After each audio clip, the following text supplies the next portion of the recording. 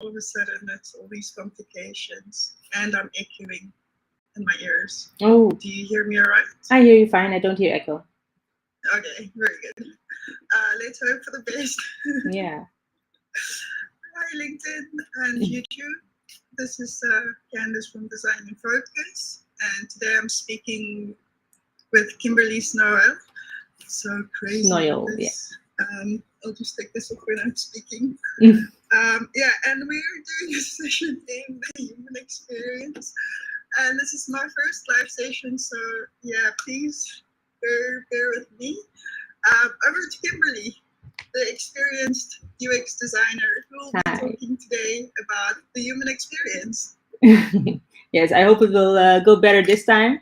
We did this already, but the sound wasn't recording. So we're gonna do it again, and I'm hopefully better prepared. I am trying to get a tiled layout, but it doesn't work.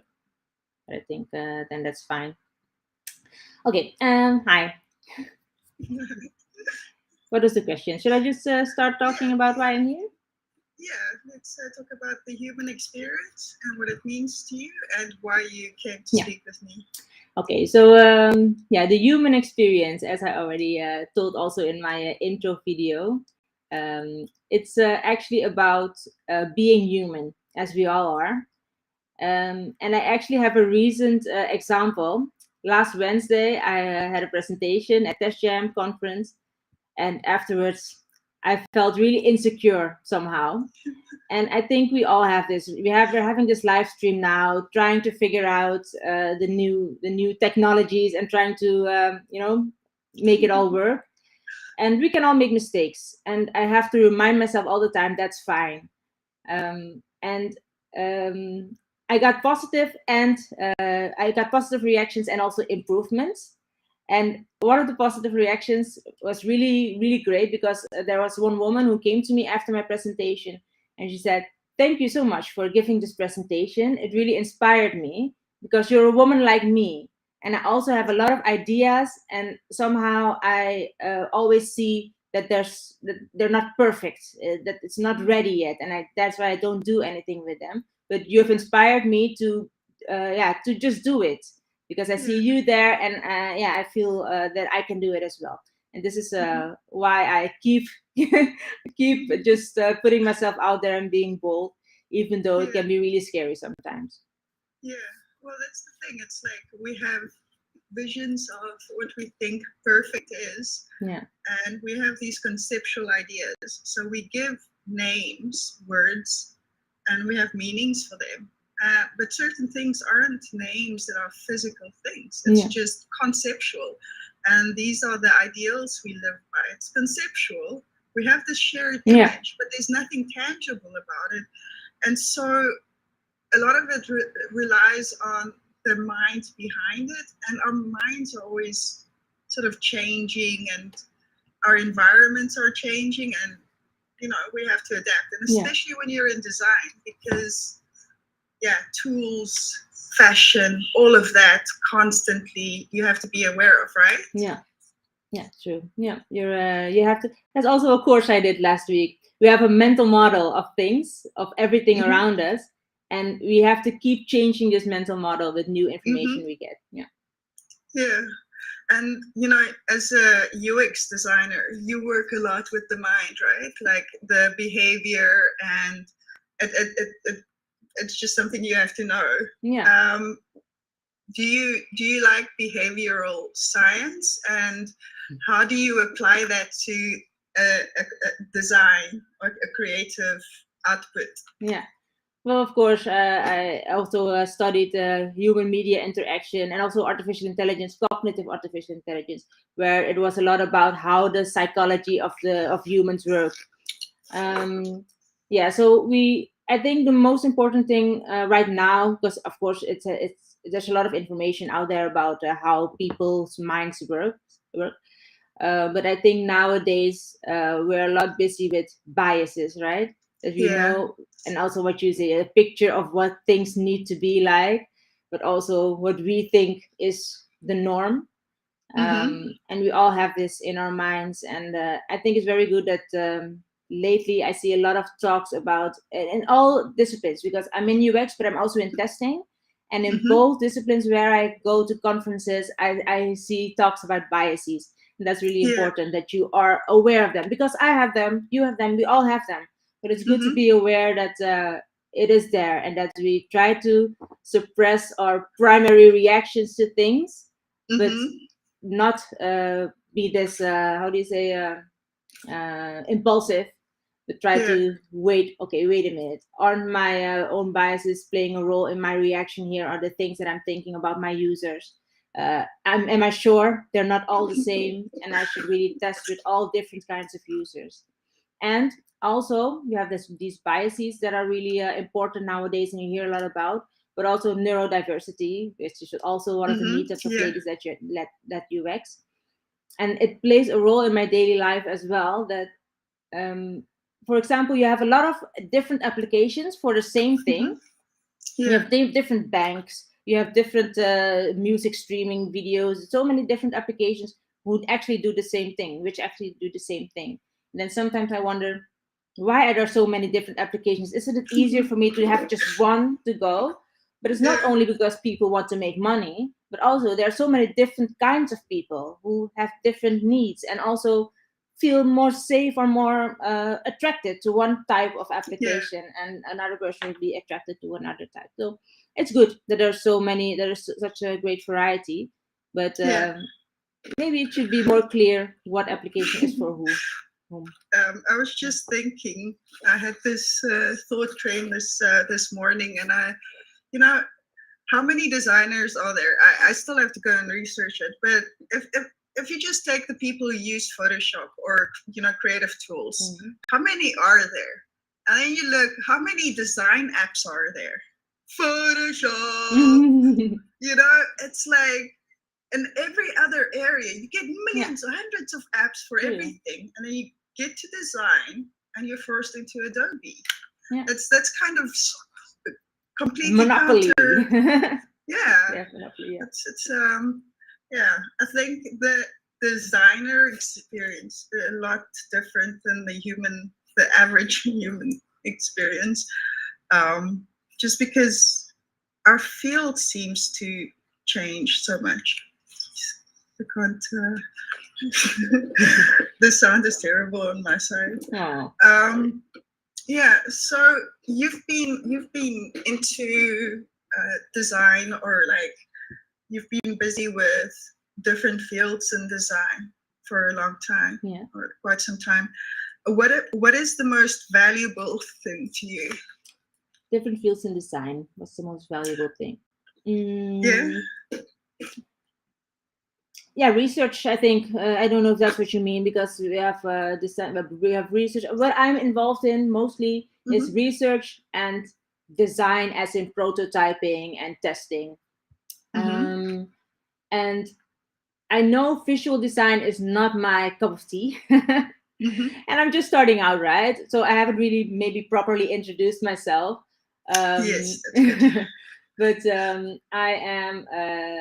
I have just studied human media interaction, so I did a interaction design background, and afterwards I started working as a tester, a software tester at Capgemini. So I've worked as a tester from 2014 to 2020.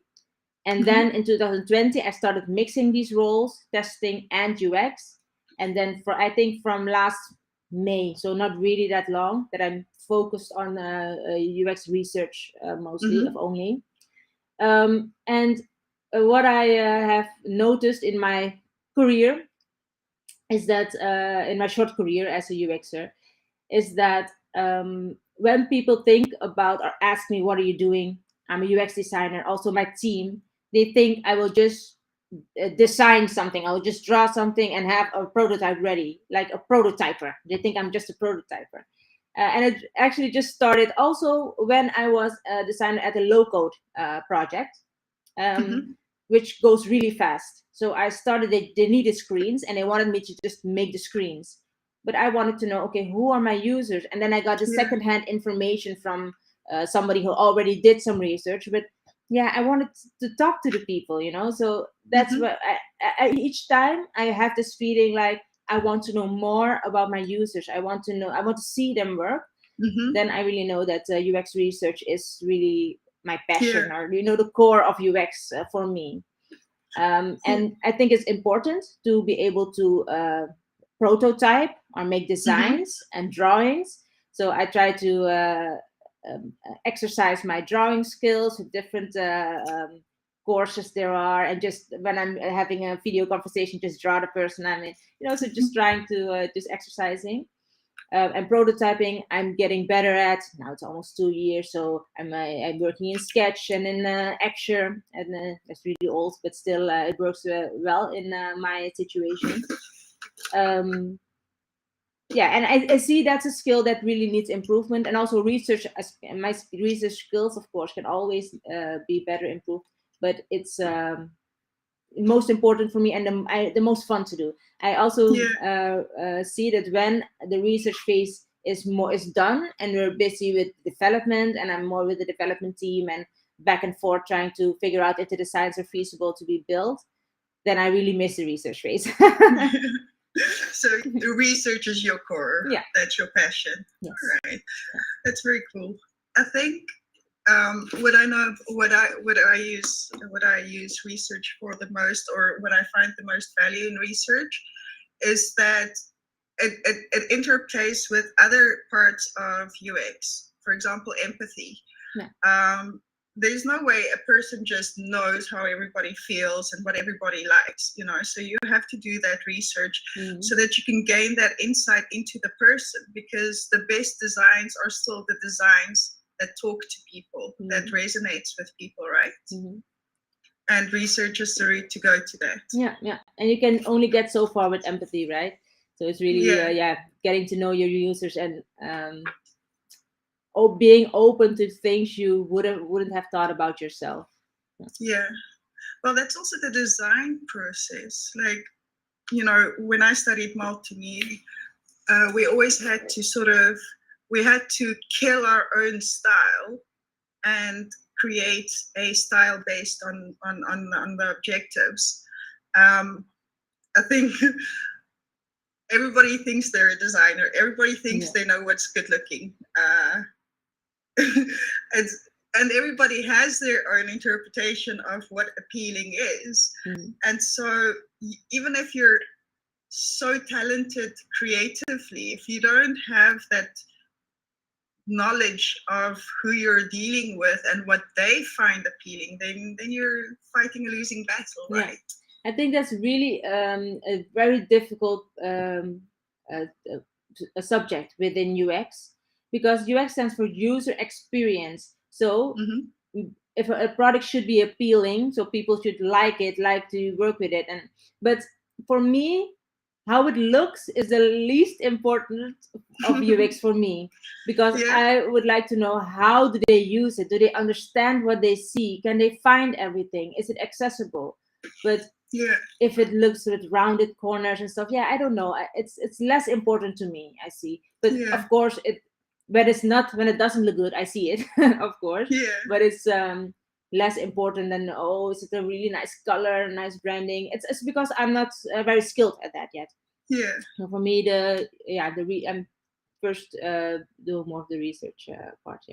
Yeah, cool. I'm the opposite, because I quite value I'm a very sensual person, so I like things that sound great and looks great and tastes great, and for me that's more that gives me delight. That's the best experience for me. So I think just a different perspective. Can you talk a little bit about what you're doing and how you're keeping yourself busy and how you maintain that as a person with all your responsibilities? Yeah. Well, I'm the organizer of Ladies at UX in Utrecht. So I started that community, and we're also streaming now to the YouTube of Ladies at UX Utrecht. I hope it works. I will still have to see afterwards, because it's the first time I'm streaming like this. And this Ladies at UX is a global community, actually, which exists in over 80 cities all over the globe.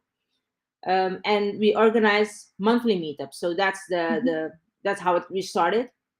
Of course, now, yeah, if you cannot host a meetup every month, it's not that you cannot have a ladies at UX community.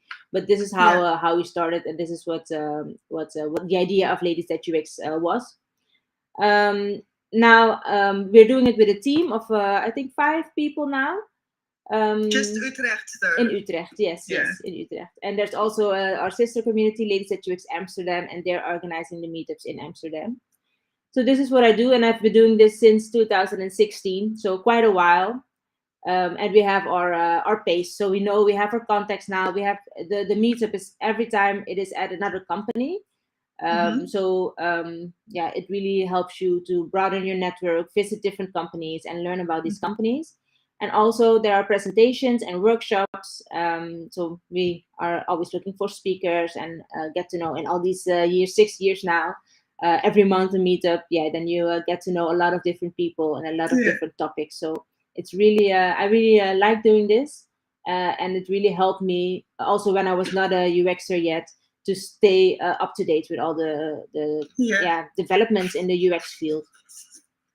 That's quite important for younger people to know, right? Yeah. That you know, attending meetups is the best way to get started in your career, because you can be the best designer with the best portfolio. If nobody sees it, or if the right people don't see it, you're not going to get anywhere. Yeah, especially now, as a beginning UX designer, I see so many posts on LinkedIn of people who are just starting out looking for a job, and how difficult it is, and it's not an easy battle nowadays. So yeah, going to the meetups, getting help from more experienced designers to review your portfolio, give you tips, but also to expand your network and get to know all these different people who might be able to help you get a job. So yeah, I would recommend it to anyone. Yeah. Yeah. So can you tell us a little bit more about what inspired you to do it, and what you gain as a person from doing it? What inspired me to do it was I was in testing, and as a tester, it shouldn't, but usually we come at the end of the process, right? So the design is made, the developers are starting to develop, and however we try to do test driven development to get testing more to the front, somehow we still can do the best testing when we have the product and we can play with it. So I really missed getting, speaking to, hearing what the user really needs, the end user, the human, the person who will use the product. And I have done testing for 7 years, and I really was looking for how can we bring UX closer to testing, and why are there these silos. So then I started to go to UX meetups, or I was looking for UX meetups, and I found the Ladies at UX meetup in Amsterdam because my colleague Roxanne Groeneberg, she was back then organizer of Ladies at UX in Amsterdam. So I went there a couple of times, and I really, really loved the ambiance, the vibe when I was there. Yeah, it was great people as well. Yeah, I don't know what I don't know if I can really describe it, but I just felt welcome. It was not. I also went to other meetups in that time, and sometimes you are at a meetup and you're just standing in a corner, you don't know anybody, and they know each other, so they're all chatting. And maybe you walk past the group and nobody really invites you in. And sometimes you also need to be in a state where you're bold and like, okay, I'm gonna go be interactive and talk to other people. But if you couldn't get yourself there, you just stand in a corner and wait until the meetup starts, and So, and I noticed at Ladies at UX Amsterdam that the people who organized it were just ladies, just like me. They just come to you, hey, you're new, who are you? They're interested, and then another group comes. So yeah, it was really nice to be there, and you felt seen, and I really had a good feeling. And I also was inspired a lot because all the presentations were about UX, and I was testing, so I really missed learning about UX. So every time after a meetup, when I was lying in my bed, I had a smile on my face, and it was like I was in love. I was really, really happy after the meetup. And then I thought I have to go to Amsterdam all of the time. I live in Utrecht, It's half an hour by train, but yeah, then you also have to go with a bus to the station and to the meetup. So it takes like an hour or an hour and a half to really travel. And that gave me an idea, like, why isn't there a community like this in Utrecht? We're in the middle Yeah. of the Netherlands. We have a lot of companies as well that do UX. We have I imagine we have a lot of UX designers.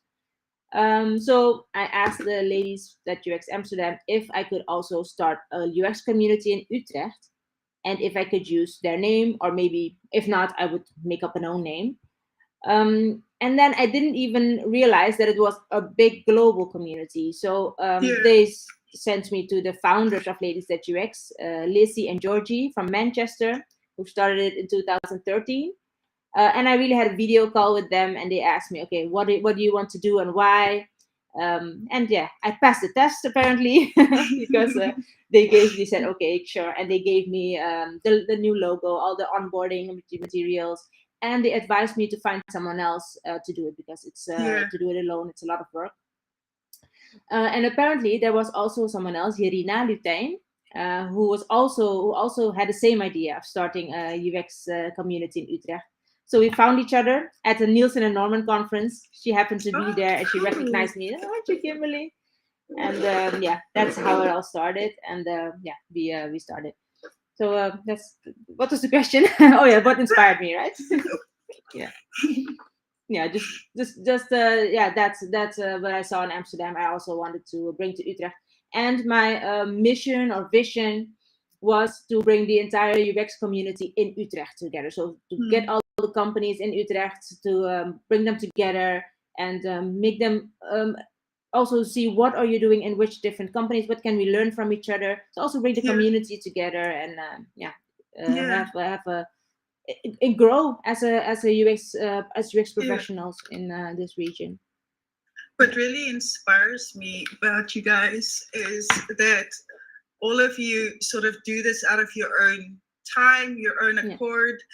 And some of this can get quite complicated, especially if you're doing it every month, finding the location, Yeah. communicating, all of that. You're a mom as well. How do you balance that all? Yeah. Well, it actually grew. I started in 2016. I don't even remember how I did it, because I also had my son in December 2015. So I actually don't remember how I did it. But my son, he was really sleepy.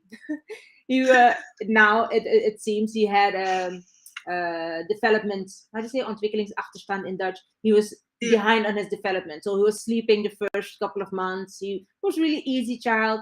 So I think that's it, because my second child was a nightmare.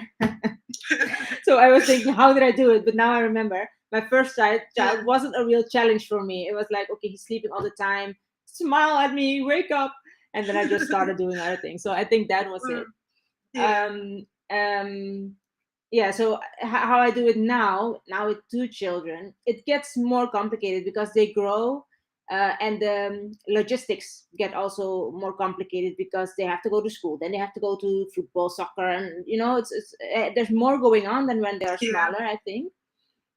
Because then they would just went to daycare, and you could leave them there later on. And I have to say, I also have my mother who can who helps with the children, my parents-in-law who help with the children, and they are getting older now, and you see that it's getting more difficult for them.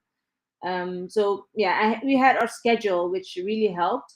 And I am not diagnosed, but I think I do have some ADD or ADHD, because I'm really also always really full of energy, and need somewhere to release that energy. So yeah, ladies and gentlemen, it's a real passion. For energy. Yeah. I think if you really like something, and I think you have this with the design and focus, when you are really passionate about something, it gives you a lot of energy, and you can't stop. So I know you're working through the night. So yeah, this is what I had. It was like, okay, wow, we find speakers, topics I wanted to learn, and then yeah, it just happens. And of course, we have the team. I'm not doing it all alone. So yeah, I don't know. It just works when it's meant to be, maybe. Yeah. Well, it's just I find it truly remarkable. Sorry, I find it truly remarkable because it's a global chapter. There's over 80 countries, and each country has at least one chapter, at least one, but some have got many more. And all of these people are investing their own time, their own energy. So, whenever I question, I've had a very, very challenging last decade. And, last year, this time, I wasn't speaking to anybody. My windows were closed. I didn't leave. I couldn't face a person because of stuff that happened. And when I started engaging with people like yourself, the first was Amsterdam, and then through the ladies at UX Amsterdam, I came across you. But seeing what you're doing, and that there are still people who actually care and still actually have passion, that just inspired me to come back out of my shell. And just, nice. it's quite fantastic. So I just want to say thank you. And that's also why you've been nominated for one of the quality awards, the CID Quality Award. But you've been winning awards quite a lot, right?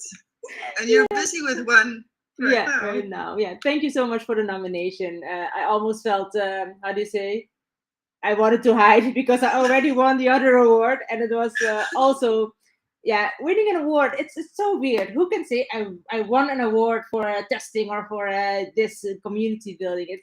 I felt like I was on the Oscars. But yeah, it's really cool.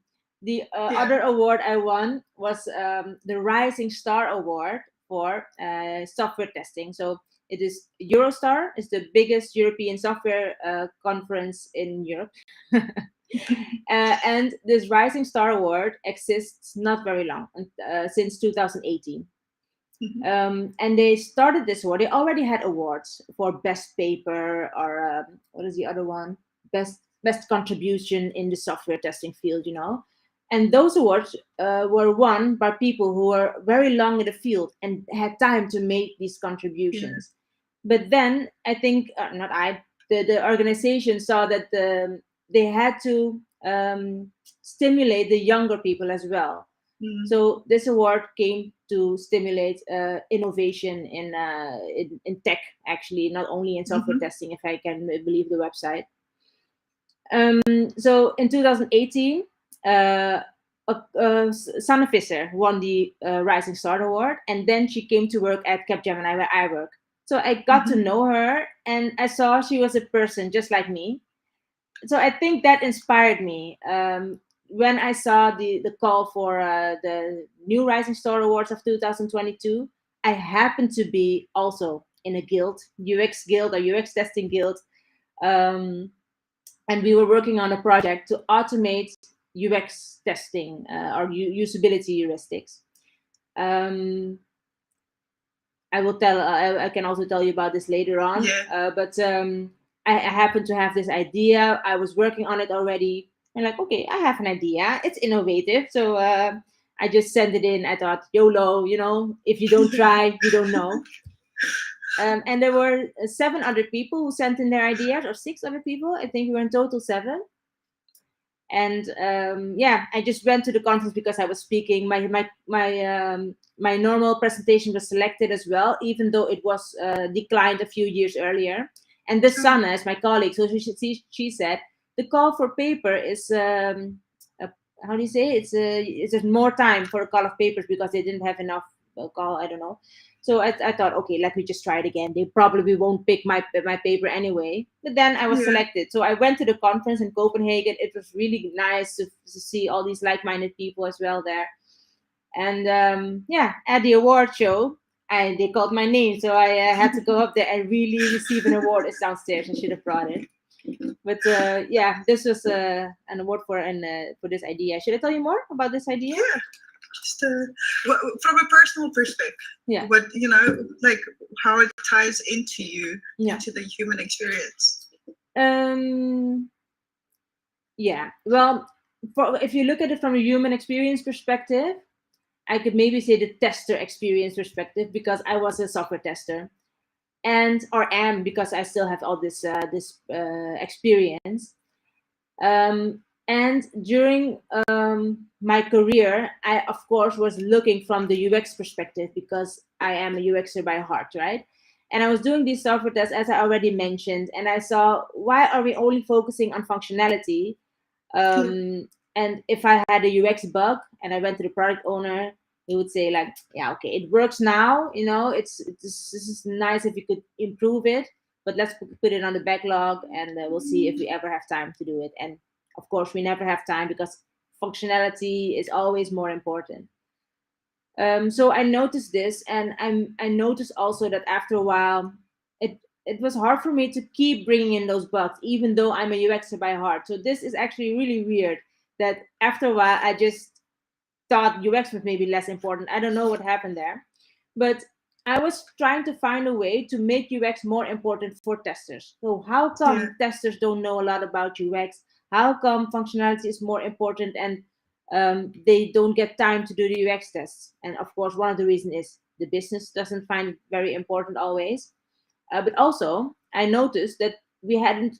I have the experience as a former interaction design student, but a lot of testers don't really have experience with Yeah. testing UX and to know how to test it.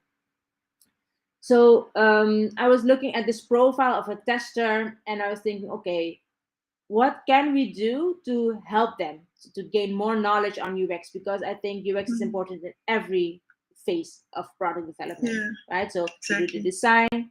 During the development, don't forget to think about the end user as well. And afterwards, you can do the Google Analytics and stuff. But why not during development? So this is something, yeah, it was actually also because of my counselor back then, who saw Mm-hmm. I had this struggle, and she said, I see you have a thought. Find your thought, put it in words. And it took me like 1 or 2 years. I thought, what thought? I didn't understand what she meant, but she signed me up also for a thought leadership program. So in this program, I learned to put my thought into words and to present on conferences and stuff. Yeah. So this was also very important. Somebody needs to see something in you and needs to open a door and inspire you, or Yeah. yeah, makes you see something in yourself that you maybe Yeah. wouldn't have seen if they weren't there. So that's also very important. Okay, so my thought then was, UX testing should be done in agile teams, and how can we do it? So I started presenting also in Ladies at UX Utrecht. I did my first presentation just to try. It's a safe space, so you can just try it out and they can give you feedback. So I came up with this in this meetup. We came up with a list, and one of these items on the list was using the 10 usability heuristics, but also, for example, using personas in your user Yeah. stories. So not saying as a user or as I don't know, but saying as Candice, I would like to do this functionality, and then Candice, and oh, she loves good design, so don't forget to to Yeah. make it appealing to her. Um, but the heuristics is also one of them. um I'm forgot where I was going with my story, because I have so many places I want to go. But the human Yeah. experience, I think you were talking about what yeah, motivated yeah, you. yeah. Okay, so I did these talks, and then one time I was interviewed during Agile Online Summit. I went to a lot of conferences and did my talk, and there was the person who interviewed me, Neil Killick. He said, "Hey, these heuristics is a really good idea, and they're really it's not. I didn't come up with the heuristics, of course, but the using the heuristics of Nielsen as a checklist for testers, because they love Yeah. structure. They really want to know. Okay, check, check, check. I tested this. Next, they don't want to swim. Oh, how am I going to test it? Mm-hmm. So he said, this is a really good idea, and maybe you could also can't you automate these heuristics? And my answer was, oh, and I had to think about it for a while. But then I thought, normally people say that UX cannot be automated because it's subjective. Yeah. For you something might be appealing, but for someone else it might not. And that's why it's really my new presentation is also called Mission Impossible, because a lot of people think UX automation and UX don't go together. But because Yeah. of this comment of this Neil, I thought, these rules, these 10 heuristics, they are always the same for each application. So Mm-hmm. isn't it possible somehow? So we dove into it, and yeah, learned on how can it be possible. And yeah, I think it can be possible. I'm Mm-hmm. not sure it exactly every step, but I think we have a start on finding the Yeah. elements on a page and identifying them as part of a heuristic. And I have to say, not everything can be automated. But my No. goal with this idea is to automate the things that can be automated. So Mm-hmm. you help the tester a bit because they're already in an agile team, have to test really quickly. So you already help them a little bit. And the rest of the application is informing them about the things that cannot be automated. So Yeah. you actually teach them about UX and what's the best way to do it. And yeah, I think that's Yeah. really important because there's not a lot of information out there. There is some, Yeah. but it can be better. Yeah. My field is more the visual UX. I've done some testing, so at one job, whenever I created something, I would send it to colleagues who would then test it. So that's my scope of testing.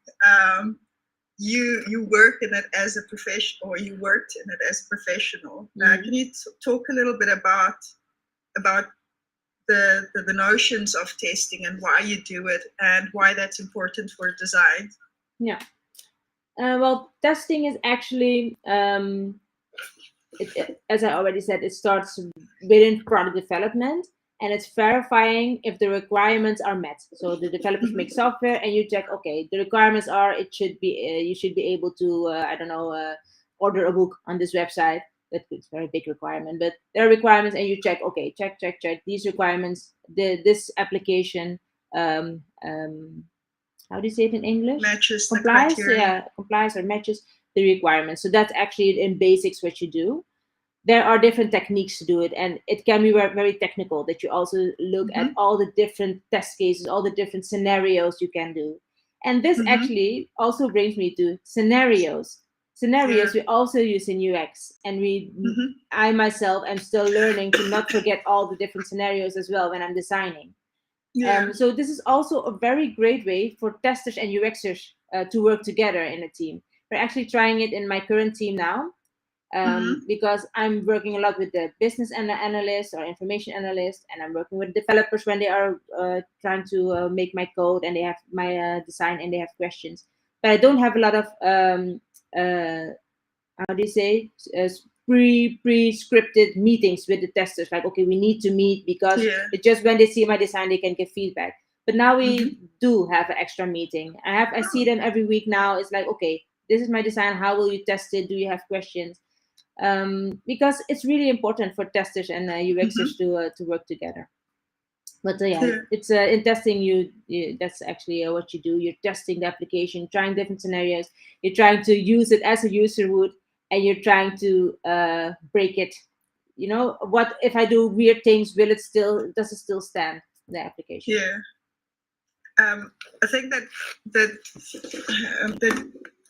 journey mapping is sort of another word for it, Mm, and having these user stories. I'm busy with a couple now myself, but what I always question myself is, when you think for somebody else and you're imagining how they would do it. I've encountered people who I could never imagine that a person could think yeah. like that, Hmm. and so, how do you get into Yeah. mindsets? Yeah, that's difficult. And actually, as a tester, you don't really do that because that's what I also miss, right? Testing Oh it yeah. as a user would, testing it as different users. What you do as a tester, you do random testing. So Okay. random. So Yeah. you have a scenario. You have your scenarios. You do, okay. I want to in this I have to test this form, so I'm gonna fill Mm-hmm. everything in, press send. That's a happy flow, right? This is how it's gonna Okay. go. But some people also want to go back in the form or for that's also Mm-hmm. normal functionality, but it also needs to work. And you test all the validations. Are there when I press the send and nothing is filled in yet? Is all the are all the validations popping up? So that's all the normal testing you do, of course. When it's first thing you do, empty form, send. Does it work? What do I see the validations? But you can also do this things that you wouldn't do normally. Go back and forth and fill weird dots and stripes, and that you actually learn also with experience that some data is also very important. So email addresses with not only, I don't know if it's even possible, but with different weird characters in them. Diacrites, I don't know. In Dutch you say diacriten, with special characters in them. The special characters. Yeah. So you do things that you wouldn't maybe normally think of, but as a tester you have to think outside of the box. So try very weird combinations, different things, which maybe if you are using it as an intended, you wouldn't think of.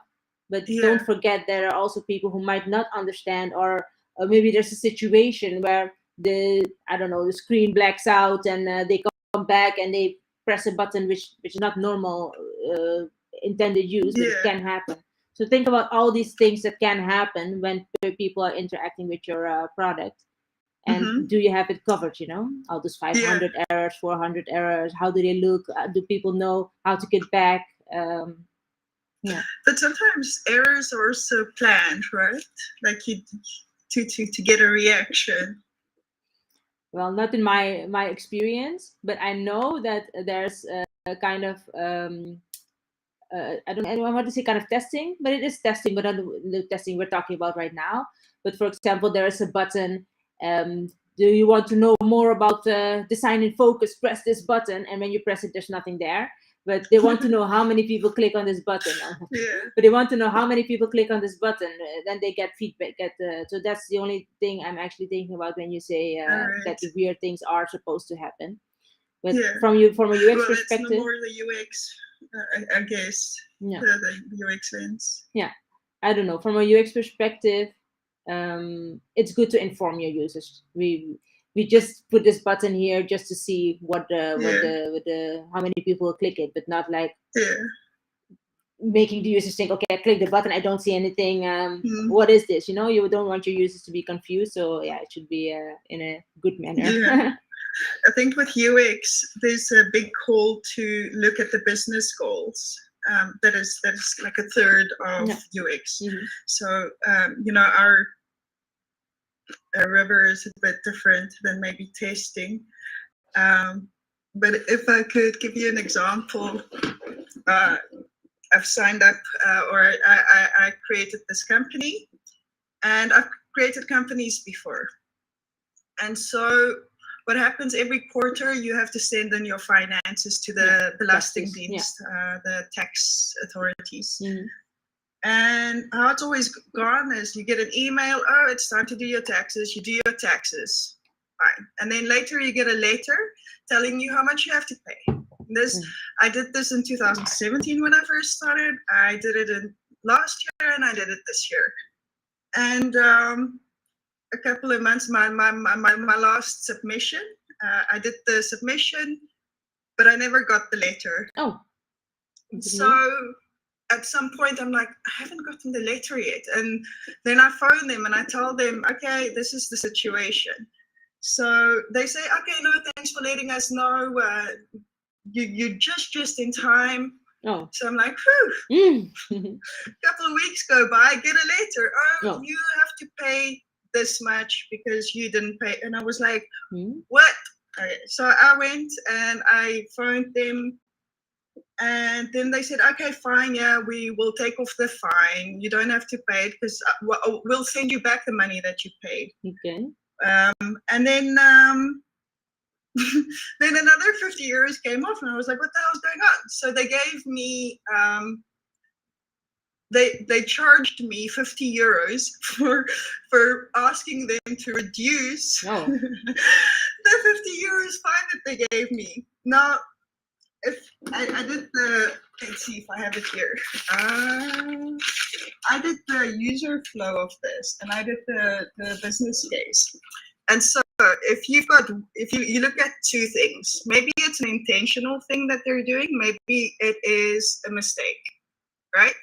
Now, if it's a mistake, let's start with the mistake.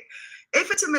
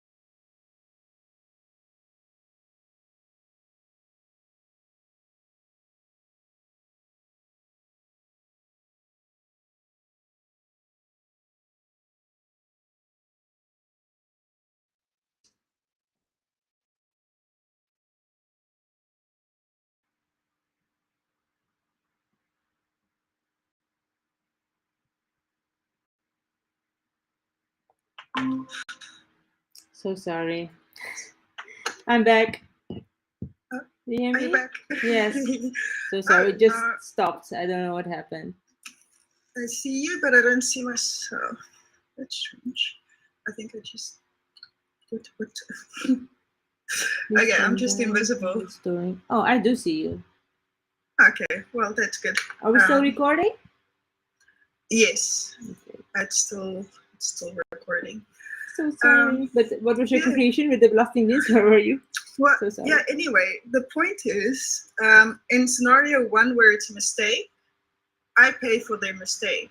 In scenario two, where it's not a mistake, it's a very smart business case because I googled it, and 1.1% of Dutch are 1.1 million of Dutch are self-employed, are business people like myself. Now, if you only take 1% of those people, only 1%, and you don't send them that letter, and you rely on this behavior, this expectation, this this journey of a person, you make, where is it? I think it was with 550,000. 550,000 that you win just like that. Yeah. And that's a lot to do with UX. That's entirely UX, journey mapping, and the behavior. But that's also ethics, right? Can you do this? And yeah, I don't know. I actually, a bit of a Belastingdienst. I don't know if they're really doing that or if they're just having bad administrations and it's not really, it's really old organization. They're having to renew their surfaces and the all the applications they're working with. So yeah, I hope it's not that they're doing this. I hope they're not doing this on purpose. Let me say that, and let's keep the positive. People are not bad. I hope so. I just, I don't know. Yeah, I think let's not go into the negative because I can. I have a lot of challenges. You were talking about the ethics, and I also interviewed Trina Falbe, and she's the founder of the Ethical Design Network. And I first became, I loved UX in 2015, and I started studying and like defining myself there. And then around 2017, the nightmare started coming up because, like you said, that ethics, and having, I've signed NDA, so I can't discuss, but I know what's been requested of me, and we focus on the positive to avoid dealing with the actual problem. So it continues. But as a person, how do you find balance between what you're capable of and what you're capable of collectively as a professional, and you as a person who are also a person who could be the target of a professional? Yeah, I don't know. I actually, from my own, how do you say that? My heart, or how I am naturally, I always focus on the positive. Um, yeah, so I try to do that as much as possible, because that helps me just to survive. Just to do everything in life. You focus on the positive things. I don't know if I understand the question, that somebody may be targeting me, or what's the question exactly? Okay, so I design something to get a behavior, and I behave as well. And I've found myself in positions where I looked at my behavior and I was like, why would I do that? That's not me. And then, there's all these external forces, and it impacts me as a person. And I know about these things, or, I know about some of these things. So a lot of people don't, and that impacts them as well. So having this knowledge, of how certain mechanics work, as a person, it can be. I left a job, for example, once. I was designing sort of clickbait, and I was a single mom in the Netherlands, no support, no people from my own country, nothing. And my kid got clickbaited, and she gave me a bill of 207 euros, which was nearly impossible for me to pay. So, I think the personal view is a little bit different than other people's. So that's sort of what I'm trying to. Does it make sense? Yeah, I think I know what you mean, but I don't think I have been in. Okay, I'm gonna look at only from my personal perspective then, and not from my professional. It's your personal experience. Yeah, I don't know. There are different things. When you were talking, I was thinking about that.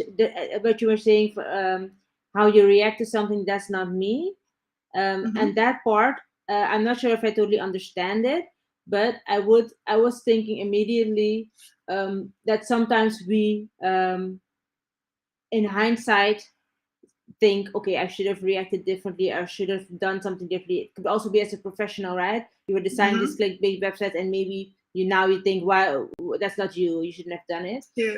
I think it's good for myself that I keep think. How do you say it? I keep when I, for example, about this conference I had Wednesday, but I felt very insecure afterwards. I just think about, okay, what am I feeling? What did I do? And I can write it down, or just really think about it and take a step back. It's actually what I also learned in my mindfulness courses. Take a step back and just look at what you're feeling, what you're doing, and analyze it. Not over analyzing. But in these situations, we can say, okay, that's not me. I shouldn't have done it. And you learn, and you try to be better the next time, or do something different the next time. So that's the first thing I was thinking about.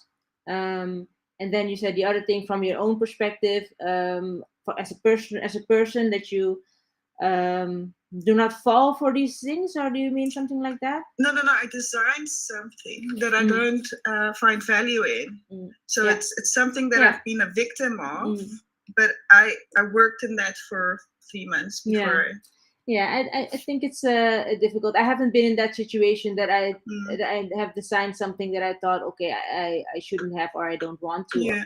But I think in the situation itself, we're all human, right? Go back to this whole human experience. You can make mistakes, and if you're in a situation where you feel like you don't have you can't get out of it right now, that's okay. We can make the best of Yeah. our situation where we are in right now, and how do you say, keep breathing, just Yeah. trying to find our way when we are not in that situation anymore. Yeah. So that's okay. And then do the same thing Yeah. as I just discussed. Like next time when you do have Mhm. a choice, you Yeah. take these experiences with you, and you can make a better Yeah. judgment next time. So it's Yeah. that's, I think, the That's morale of today, that you can make mistakes, and that's okay. We're all exactly. human, and you cannot kill yourself about it, beat yourself up. Oh Mhm. no, I did that 10 years ago, and we're Yeah. all human, and it can happen. And Yeah. next time we'll do better, right? And if you're in a situation where you are doing something that you find is a mistake or not right, Yeah. look for the better. It's Yeah. not the end of the world. Yeah. We are forced into Mm. certain things. We have to pay rent. We have to Mm. live and survive. Yeah. So our jobs aren't always perfect. Mm. Yeah. So I think that was the little bit that I Yeah. wanted to add onto Okay. it. Look for We're the running out of least time. evil.